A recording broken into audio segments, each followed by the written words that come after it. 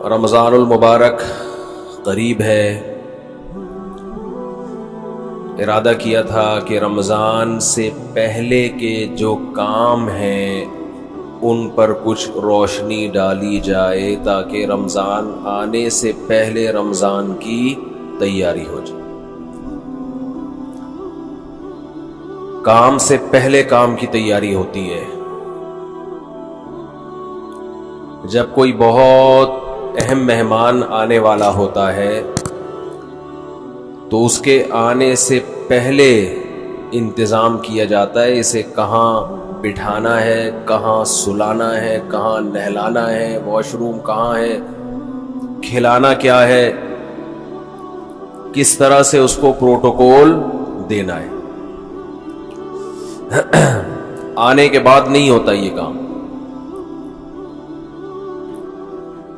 تو رمضان آنے سے پہلے اگر ہم اس کی تیاری کر لیں گے تو اس مہمان کی انشاءاللہ قدر ہوگی، اور عزت دار انسان کو اگر عزت دی جائے تو وہ اس کا بدلہ ضرور دیتا ہے۔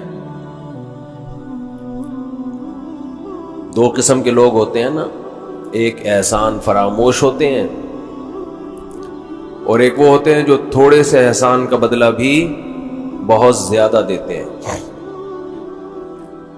احسان فراموش، آپ احسان کرتے رہیں تو ان کی صحت پہ کوئی فرق نہیں پڑتا۔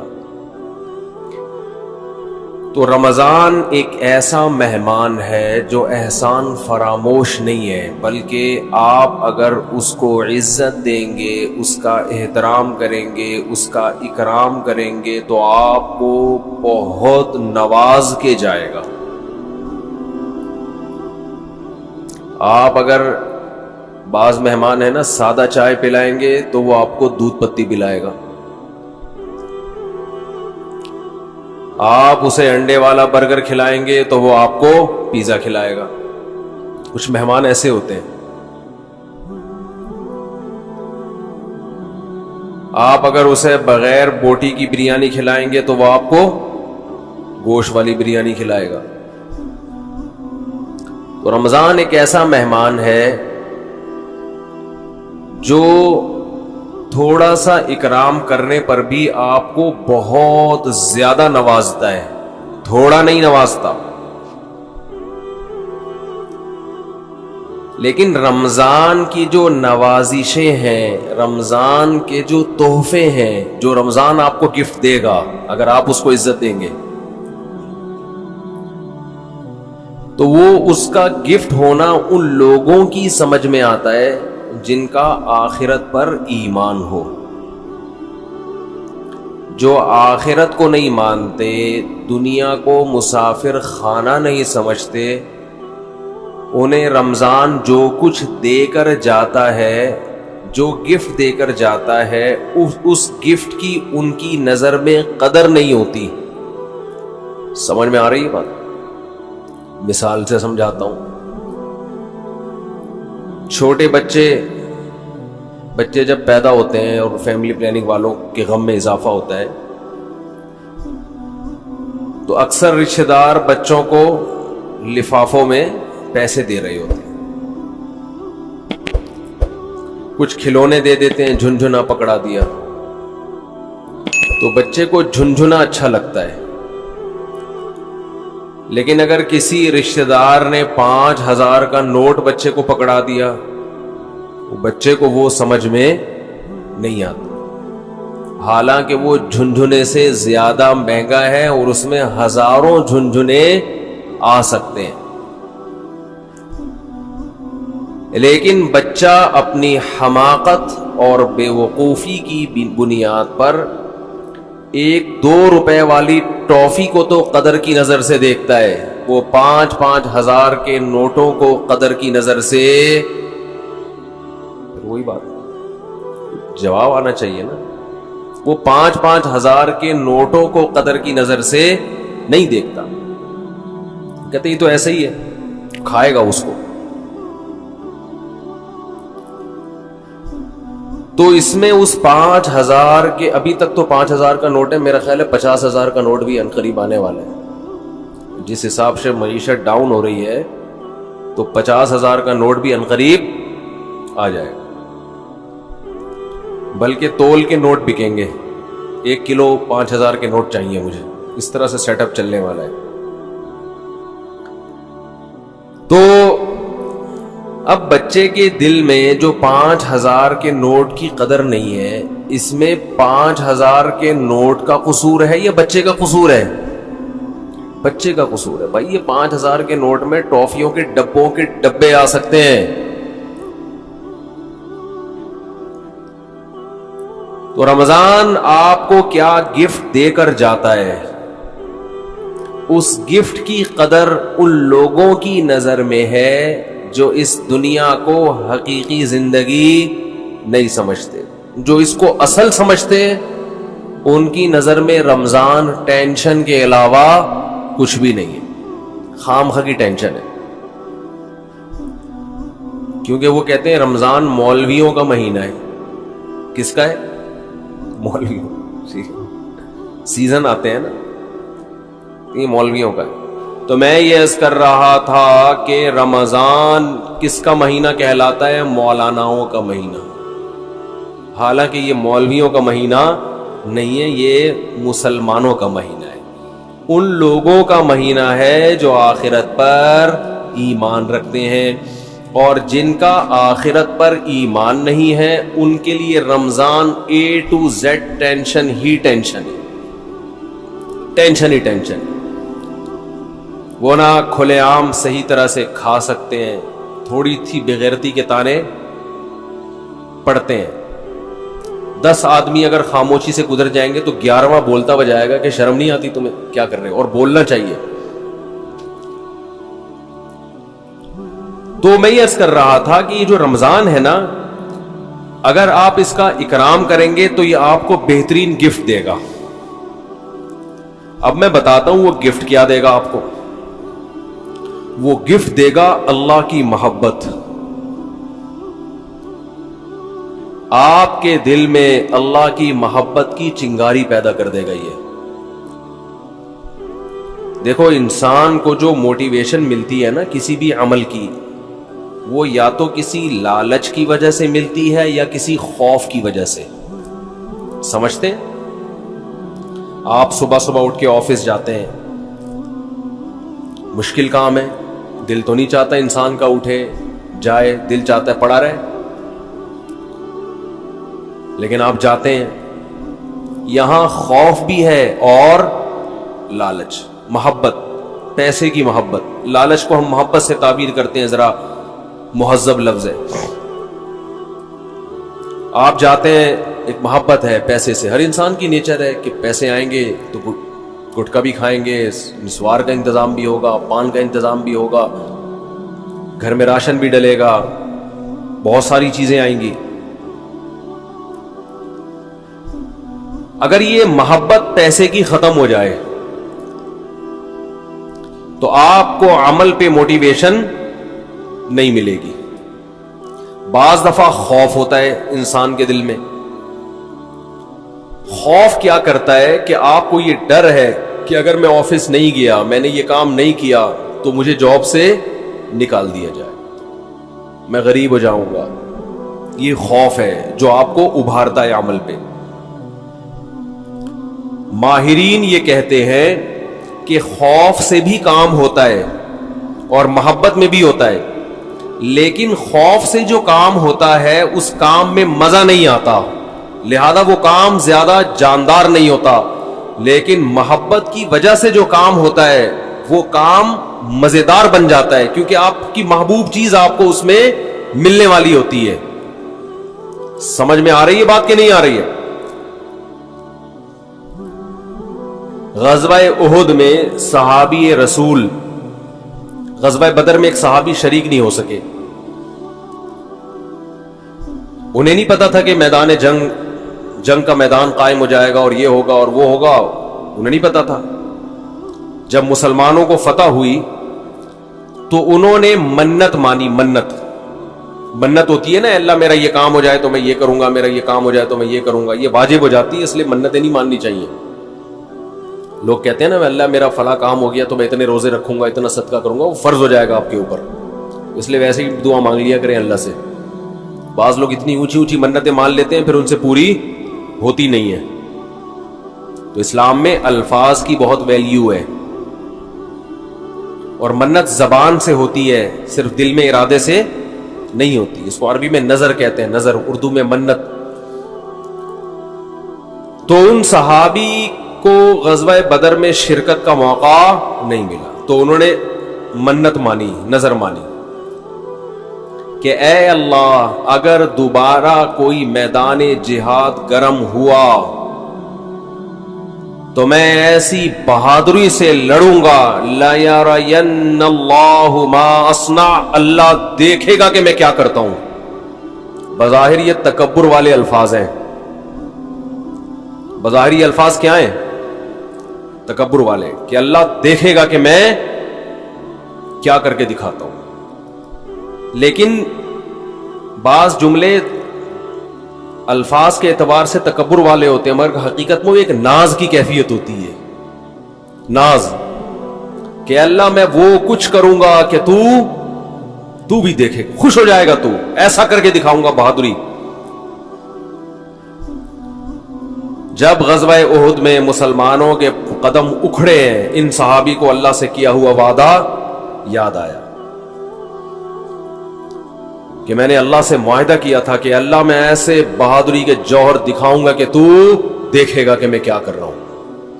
تو یہ کیا کر رہے تھے؟ کھجور کھا رہے تھے نا,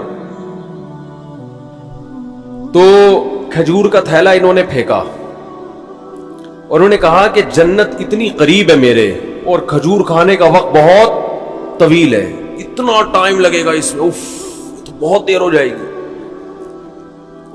اور گئے میدان جنگ میں, بہادری سے لڑے, اتنی بہادری سے لڑے اور شہید ہوئے کہ انگلیوں کے پوروں سے, فنگر پرنٹ سے ان کی بہن نے ان کو پہچانے کہ میرے بھائی کی لاش ہے. یہ قرآن مجید کی آیتیں نازل ہوئیں, من المؤمنین رجال صدقوا ما عاہدوا اللہ علیہ فمنہم من قضى نحبہ ومنہم ینتظر. مومنین میں بعض ایسے بھی ہوتے ہیں کہ اللہ سے جب کوئی معاہدہ کر لیتے ہیں تو اس معاہدے کو پورا کر کے چھوڑتے ہیں, وہ انہی کے بارے میں نازل ہوئی. تو جب ان کو یقین تھا کہ جنت میرے سامنے ہے تو انہیں وہ کھجور تناول کرنا بھی مشکل لگا. یہ خوف کی وجہ سے نہیں لڑ رہے کہ اگر میں نہیں لڑا تو جہنم میں جاؤں گا, بلکہ کس کی لالچ میں لڑ رہے ہیں؟ جنت کی اور اللہ کی محبت میں لڑ رہے ہیں. تو انسان جب خوف کی بیس پہ کام کرتا ہے اس میں جان نہیں ہوتی, اور جب کسی محبت اور لالچ میں کام ہوتا ہے تو اس کام میں اس کی کوالٹی بہت شاندار ہوتی ہے. تو اللہ نے ہمیں رمضان کا جو مہینہ دیا, وہ مہینہ اگر آپ اس مہینے کا اکرام کریں گے تو وہ مہینہ آپ کے اندر اللہ کی محبت پیدا کر دے گا. اور جب انسان کے دل میں محبت پیدا ہوتی ہے تو محبوب کے حکم کو فالو کرنا مشکل نہیں اور آسان بھی نہیں, بلکہ مزیدار بن جاتا ہے. 3 درجات ہوتے ہیں نا, حکم کی اتباع کرنا مشکل, اور اس سے اوپر کیا ہے؟ مشکل ختم ہو گئی, نہ مزیدار ہے نہ مشکل ہے. لیکن اس سے اوپر کا درجہ کیا ہے کہ حکم پر عمل کرنا کیا بن گیا؟ مزیدار بن جائے گا. یہ کیفیت انسان کی ہو جاتی ہے. تو اگر آپ رمضان کا حقیقی معنوں میں اکرام کریں گے تو رمضان آپ کو اللہ کی محبت کا گفٹ دے کے جائے گا. وہ کیسے؟ زبان آج بہت خشک ہو رہی ہے, پانی نہیں ہے یا موسم میں شاید خشکی ہے, کچھ ایسا سیٹ اپ ہے, موسم میں خشکی ہے میرا خیال ہے. تو رمضان جو ہے آپ کو اللہ کی محبت کا, جزاک اللہ, اتنا یخ ٹھنڈا پانی بس کافی ہے. یہ گرم نہیں ہے, سادہ. پہلے ہی گلا ہمارا بیٹھا رہتا ہے, اوپر سے اور بٹھا دیں. تو اللہ کی محبت کا گفٹ دے کے کیسے؟ انسان کی یہ نیچر ہے, یہ فطرت ہے کہ وہ جس کے لیے قربانی دیتا ہے نا, جس کے لیے, تبلیغ والے کہتے ہیں نا, جس چیز پہ جان مال اور وقت خرچ ہوتا ہے انسان کے دل میں اس کی ویلیو پیدا ہو جاتی ہے. ایک غریب آدمی جو رکشہ چلاتا ہو, سارا دن پسینہ بہاتا ہو, اس کو جو دہاڑی یا جو اجرت ملتی ہے اس اجرت کو وہ بڑی احتیاط سے خرچ کرتا ہے. اور ایک آدمی وہ ہے جس کے ابا کا انتقال ہوا اور 6 رکشے اس کو وراثت میں مل گئے.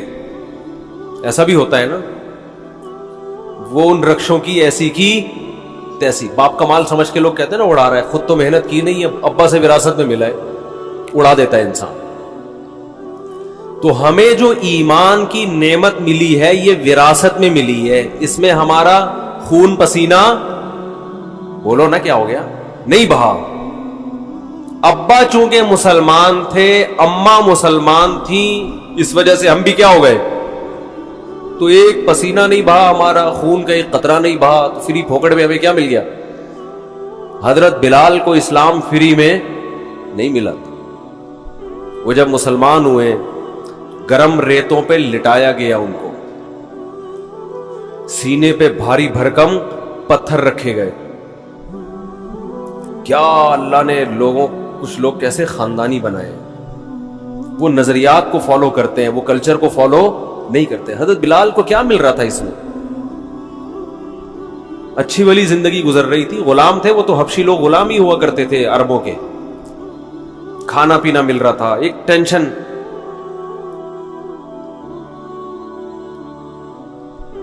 تو بڑے بڑے پتھر سینے پہ رکھے جا رہے ہیں, گرم ریت پہ لٹایا جا رہا ہے, مگر نعرہ لگا رہے ہیں احد احد, خدا کیا ہے, ایک ہے, میں نہیں مانوں. کیسے ویژنری, کیسے نظریاتی. خباب ابن ارت رضی اللہ تعالی عنہ رسول اللہ صلی اللہ علیہ وسلم کے پاس آئے مکہ میں, وَهُوَ مُتَوَسِّدٌ لَهُ متوسد ببرد لہ او کما قال, کہ آپ صلی اللہ علیہ وسلم کی چادر تھی, اس سے آپ صلی اللہ علیہ وسلم کوہنی پہ سر رکھ کے لیٹے ہوئے تھے. لوگ کہتے ہیں مسجد میں سونا منع ہے, ایسی ہمارے علم میں کوئی حدیث نہیں ہے. مسجد میں سونا جائز ہے, البتہ مسجد کو سرائے بنا لینا سونے کی جگہ, سارا محلے کو جہاں جگہ نہیں مل رہی تو کہاں کے سو رہا ہے مسجد میں, یہ غلط ہے. نماز کے لیے آئیں مسجد میں آپ, اور اگر کوئی آیا نماز کے لیے سستانے کے لیے ذرا لیٹ بھی جائے تو اللہ کی طرف سے کوئی پابندی نہیں. آئیں نماز کے لیے. ہاں یہ نہ ہو کہ سرائے بنا لیا جائے, مسجد کو ہوٹل بنا لیا جائے, کہ جس کو جگہ نہیں مل رہی, گھر میں بیوی سے پٹا ہوا ہے, سارے محلے والے یہاں آ جائیں. لیکن بذات خود جائز ہے مسجد میں سونا. اور اگر اکا دکا کبھی کوئی مسجد میں آ بھی جائے صرف سونے کے لیے تو بھی کوئی ناجائز نہیں ہے. ناجائز اس وقت ہوگا جب اس کو عام معمول لوگ بنا لیں. حضرت علی رضی اللہ تعالی عنہ کی کچھ ناراضی ہوئی حضرت فاطمہ سے, میاں بیوی میں ہوتی ہے. تو آپ صلی اللہ علیہ وسلم جب گھر گئے, حضرت فاطمہ سے ملے, پتہ چلا بھئی کچھ ناراضی ہوئی ہے, اور حضرت علی مسجد چلے گئے. تو وہاں حضرت علی مٹی میں لیٹے ہوئے تھے, آرام کر رہے تھے. اسی پہ آپ صلی اللہ علیہ وسلم نے فرمایا یا ابا تراب, اے مٹی والے. تو اسی کے بعد حضرت علی اپنی کنیت کیا کہتے تھے, ابو تراب. تو اس سے پتہ چلتا ہے کہ اگر کوئی مسجد میں آگے لیٹ جائے تو اللہ کی طرف سے کوئی پابندی نہیں ہے. لیکن یہ ضرور ہے کہ لوگ اس کو ایسا نہ ہو کہ سارے محلے والے لیٹے ہوئے, یا لیٹنے کی جگہ ہی بنا لی. کبھی کبھار ہو جاتا ہے انسان سے. مسجد والے بعض دفعہ بہت سختی کرتے ہیں. اب سفر میں جب ہم چلتے ہیں, نمازیں پڑھتے ہیں سفر کے دوران, بعض دفعہ انسان 2 رکعت پڑھی ظہر کی, تھوڑا سستانے کے لیے لیٹ گیا تو کوئی ڈنڈا لے کے کھڑا ہوا ہوتا ہے, نکل یہاں سے, پھر گالیاں بھی دے رہے ہوتے ہیں. وہی واقعہ پھر یاد آتا ہے مجھے. ایک آدمی کی بھینس مسجد میں آ گئی تو مولوی صاحب پکڑ کے ڈنڈے سے مارنے لگے. تو دیہاتی جس کی بھینس تھی وہ بھاگتا ہوا آیا, کہہ رہا مولوی صاحب بے زبان جانور ہے, اس کو مار رہے ہو, کبھی مجھے دیکھا آپ نے مسجد میں؟ یہ تو بے عقل بے زبان ہے, غلطی سے مسجد میں آ گیا, اس کو کیوں مار رہے ہو؟ میں آؤں عقل مند ہوں, مجھے مارو تو سمجھ میں بھی آتا ہے, اس بیچارے کو کیوں مارو, اس کا کیا قصور ہے. تو ایسا مسجدوں کا ماحول بنا لیا کہ کوئی آئے نہیں مسجد میں, تو اتنی سختی نہ کریں.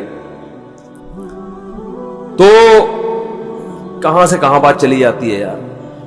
تو آج ویسے بھی کھوپڑی سیٹ نہیں ہے میری جی, کھوپڑی سیٹ آرام نہ ہونے کی وجہ سے نہیں ہے, ویسے کھوپڑی سیٹ ہے الحمدللہ. تو رمضان کی بات چل رہی تھی. ہاں میں یہ عرض کر رہا تھا کہ فری میں جو انسان کو چیز ملتی, ہمیں ایمان ملا ہے فری میں. ابا مسلمان اماں مسلمان تو ہم بھی مسلمان, سارے اڑوس پڑوس مسلمان ہیں, قدر نہیں ہے. صحابہ کو ایمان ملا محنت کرنے کے بعد. آج بھی بہت سے غیر مسلمان ہوتے ہیں. میں حیران ہوتا ہوں, بعض ہندو بچیوں کے فون آتے ہیں, گھر کے اندر رہتے ہوئے مسلمان ہو گئی. ایک ہندو لڑکی کا 2-3 سال پرانی بات ہے, فون آیا, میرا خیال ہے 16-17 سال, یہ بچپنے ہی کی, مینٹلی تو انسان بچہ ہی ہوتا ہے اس وقت. اس نے اسلام قبول کیا, پورے رمضان کے روزے بھی گھر میں رکھے, کسی نے اس کو تبلیغ نہیں کی, نماز بھی چھپ چھپ کے گھر میں پڑھ رہی ہے. اور والدین اتنے سخت ہیں کہ اگر ان کو پتا چل گیا تو جان سے مار دیں گے, یہ خطرہ ہے. میں نے اس سے پوچھا, 2-3 سال پرانی بات ہے, میں نے پوچھا آپ کو کس نے تبلیغ کی؟ اس نے کہا میری یہ سمجھ میں نہیں آتا کہ ہمارے والدین پتھر کی بنی ہوئی مورتیوں کو کیوں پوجتے ہیں, ان میں کیا رکھا ہوا ہے. صبح مٹھائی رکھ کے جائیں گے, شام کو بھی وہ مٹھائی ویسی کی ویسے. جو بھگوان مٹھائی نہ کھا سکے وہ ہماری حاجت روائی مشکل کشائی کہاں سے کرے گا؟ اتنے بڑے بڑے عقل مندوں کو یہ بات سمجھ میں نہیں آ رہی. ایک 15-16 سال کی بچی کو یہ بات سمجھ میں آ گئی, اس کی کھوپڑی میں آ گئی یہ بات. کہہ رہی پھر میں نے ویڈیوز دیکھی یوٹیوب پہ علماء کی, اور وہ پھر اللہ نے اس کو ہدایت دی, تو وہ وہیں اس نے کلمہ پڑھا, وہیں مسلمان ہوئی, کسی کو نہیں بتایا کیونکہ مار دیں گے اس کو. چھپ کے نمازیں پڑھ رہی, ایسے بہت ہیں, ایک نہیں ہے. تو یہ وہ لوگ ہیں جن کی اسلام پر کچھ خرچ ہوا ہے, محنت ہوئی ہے. ہمیں اسلام ملا ہے فری میں, قربانی نہیں ہے. تو اللہ رمضان کے ذریعے, حج کے ذریعے, قربانی کے ذریعے, مختلف عبادتوں کے ذریعے ہم سے قربانی دلواتے ہیں کہ کچھ کرنا پڑے گا. سورہ عنکبوت میں اللہ نے کیا فرمایا کہ تم یہ سمجھتے ہو کہ تم جنت میں داخل ہو جاؤ گے, وَهُمْ لَا يُفْتَنُونَ, تمہیں آزمایا نہیں جائے گا, ایسا نہیں ہو سکتا, اللہ آزمائے گا. تو آزمانے کے طریقے نماز بھی ہیں, آزمانے کے طریقوں میں زکوٰۃ, صدقات و خیرات بھی ہے, آزمانوں کے طریقے میں ایک طریقہ کیا ہے؟ رمضان بھی ہے. تو یہ وہ مہینہ ہے جس کا آپ اگر اکرام کریں گے تو یہ آپ کے دل میں جانے سے پہلے پہلے اللہ کی محبت کی چنگاری بھڑکا کر چلا جائے. اور جب اللہ کی محبت کی چنگاری بھڑکے گی دل کے اندر تو آپ کے لیے عمل کرنا مشکل نہیں, آسان نہیں, بلکہ مزیدار ہو جائے گا.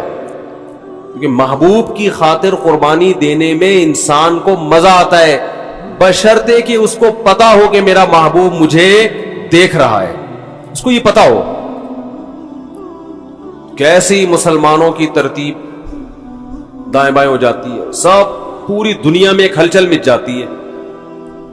تو رمضان کا اکرام کیسے کرنا ہے, اس میں 2-4 چیزیں میں آپ کو بتا کے بس بیان کو آج میں ختم کرتا ہوں. سب سے پہلا تو ہے فرض روزے. یہ تو رمضان تو رکن ہے نا, رمضان کے روزے. ابھی سے نیت کریں کہ رمضان کا ایک روزہ بھی قضا نہیں کرنا ہے, کچھ بھی ہو جائے. دیکھو جو سوچ کے روزے رکھتا ہے نا, اس کے لیے روزہ رکھنا مشکل ہے. جو نہ رکھنے کا آپشن ہی ختم کر دے, اس کو پتہ بھی نہیں چلتا پورا مہینہ گزر جاتا. بعض لوگ روزے کے بارے میں سوچتے ہیں رکھوں کہ نہیں رکھوں, ان کے لیے ایک ایک روزہ ٹینشن ہے, ایک ایک روزہ ٹینشن. اور اگر آپ نے یہ عزم کر لیا کہ بھائی میں مسلمان ہوں, نو کا آپشن میرے پاس نہیں ہے, تو پتہ ہی نہیں چلتا. ویسے ایک روزہ رکھو کتنا مشکل کام ہے. بھائی ہم لوگوں سے کو بتاتے ہیں پیر اور جمعرات کا روزہ سنت ہے، اچھا خاصا ٹینشن ہوتی ہے کیونکہ سنت ہے نا، فرض تو نہیں ہے، رکھیں نہیں رکھیں ایک ٹینشن، رکھنے کے بعد بھی بعض دفعہ بھی سوچ رہا ہوتا ہے یار نہ رکھتا تو اچھا تھا، بعض دفعہ یہ بھی وسوسے آنا شروع ہوتے ہیں شیطان کی طرف سے. لیکن جو کام کرنا ہی کرنا ہے تو اس میں انسان فارغ ہو جاتا ہے کہ بھئی یہ اس میں ٹینشن ختم ہو جاتی ہے. تو یہ نہ سوچیں کہ میں کتنے رکھوں گا. خواتین کے جو ایام ہوتے ہیں نا مینسز کے، ان ایام کی حفاظت، ان کو شمار کرنا عورت پہ فرض ہے. یہ خوب سمجھ لیں. آج کل یونیورسٹیوں میں اچھا یہ جو راکٹ والا مضمون تھا نا، یہ بھی میں چھوٹی سی بات بتا دوں کہ یہ جو مسلمان علماء کا اس سے تعلق نہیں ہے کہ آپ چاند پہ پہنچ رہے کہ نہیں پہنچ رہے، اس کا ہماری یونیورسٹیوں سے تعلق ہے. چاند پہ پہنچنے کے طریقے یونیورسٹیوں میں پڑھائے جاتے ہیں. سمجھتے ہو کہ نہیں سمجھتے؟ تو ہونا یہ چاہیے تھا کہ ایک تصویر آ رہی ہوتی، ایک ویڈیو آ رہی ہوتی، جاپان کے سائنسدان یا امریکہ کے سائنسدان چاند پہ پہنچ رہے ہیں، نیچے کراچی اور لاہور یونیورسٹی کی بھی ویڈیو آ رہی ہوتی کہ وہاں بھی سائنسدان لگے ہوئے ہیں، پروفیسر لگے ہوئے ہیں کہ ہم غبارے کو چاند تک کیسے پہنچائیں. چلو پہلا غبارے کا تجربہ کر لیں پھر راکٹ بھی بھیجیں گے. تو یہ مولویوں کو گالیاں نہ دیا کریں، یہ اپنے سائنسدانوں کو برا بلا کہا کریں، یہ حکمرانوں کو کہا کریں. نہیں آ رہی میرا خیال ہے بات سمجھ میں؟ یہ مولاناؤں کا ہیڈک نہیں ہے کہ چاند پہ جا رہے کہ نہیں جا رہے. اس کی مثال ایسے ہے کہ جیسے کوئی ابھی کرونا کی وبا پھیلی ہوئی ہے نا، کرونا کی وبا پھیلی ہوئی ہے، ڈاکٹر ایک ویڈیو آ رہی ہے جس میں ڈاکٹر ویکسین تیار کر رہے ہیں، دوسری ویڈیو آ رہی ہے جس میں کربلا کے واقعات بیان ہو رہے ہیں، تیسری ویڈیو آ رہی ہے کہ اس میں 4 شادیوں کا تذکرہ ہو رہا ہے، چوتھی آ رہی ہے. تو اب اس میں لوگ کہہ رہے ہیں مولانا لوگ دیکھو کیا کر رہے ہیں، ادھر وہ کرونا کی ویکسین تیار کر رہے ہیں اور ادھر مولانا لوگ کیا کیا الٹی باتیں کر رہے ہیں. تو بھائی وہ جو ویڈیو، اس میں ایک ویڈیو ایسی بھی آنی چاہیے کہ ہمارے ڈاکٹر بیٹھے ہوئے ہیں کرونا کی ویکسین بنانے کے لیے، تو ہمارے ڈاکٹروں کی سرے سے کوئی ویڈیو